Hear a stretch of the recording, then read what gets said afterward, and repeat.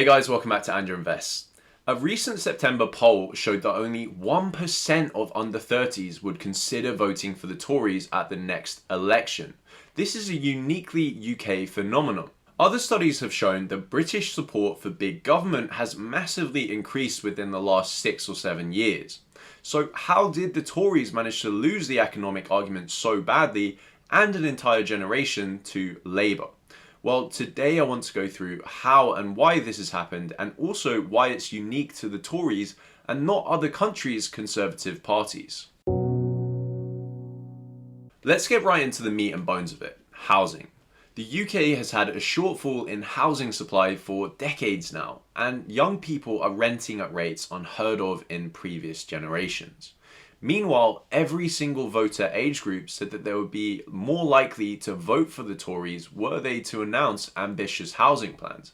But this was particularly pronounced with young people, and not surprisingly. In spite of this, Rishi Sunak has watered down plans to build 300,000 houses per year, and that's because of opposition from Tory MPs, party members, and councillors who all want to protect current existing homeowners who own homes that would be decreased in price if new housing supply were to be built in their area. So they don't want planning laws loosened, and they don't want national house building targets to be achieved.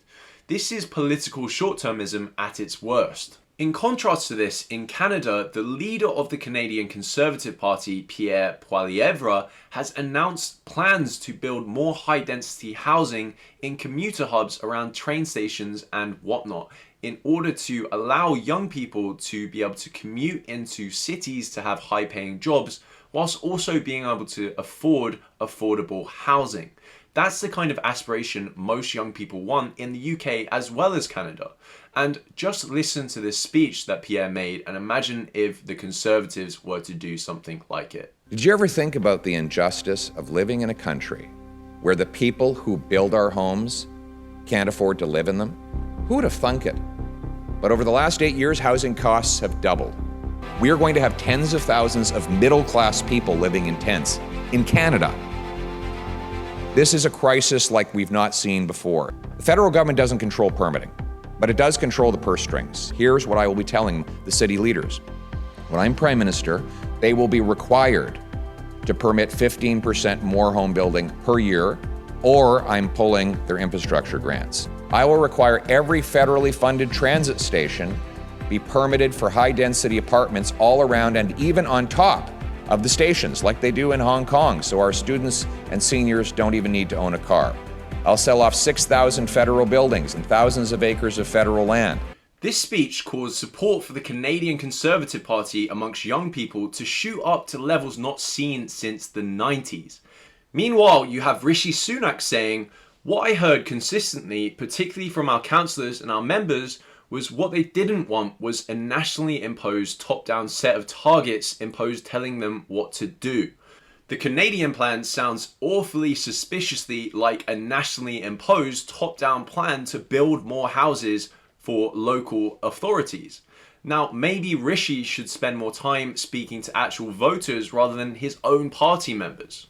Whilst the Tory government is fiddling around with schemes to give more money to house buyers, such as help to buy replacement or stamp duty cuts, that don't actually address the supply and demand issue that is endemic, the Labour Party has completely outflanked them, with Sir Keir Starmer saying that he would override local councils' objections to building houses, and even gone so far as to declare himself a YIMBY, or a yes in my backyarder, the opposite of a NIMBY. Is it the case that if a community really doesn't want a great big new housing development, maybe in an entire new town in its district, you'll listen, but in the end, they might have to lump it? We have to listen, of course, and what I want to do is to try and ensure that we get the right development in the right place. Everybody always wants that. Yes, of course, but of course we will come up against resistance. You'll have no end of people who say, yes, I want to build a better Britain. Yes, I know young people need a house that they can buy, but don't do it here. And we will have to bulldoze through that. We will have to be prepared to take difficult decisions. Now, I actually think that most communities do want housing, as long as it's the right housing in the right place. A few years ago, the Tories hired some Australian consultants to advise them on how to win the next election. Hi, it's Dean, calling from Cyprus. Buongiorno, Dino. They were told to focus on the culture wars. But I personally think this is a huge mistake, because at the end of the day, nobody cares about the culture wars if the economy is doing terribly and the aspiration of owning a house is increasingly out of touch. The focus on appeasing their core older home-owning voter base is going to kill them in the long term. You can't win an election in 20 years if the current under 30s have only 1% of them intending to vote Tory.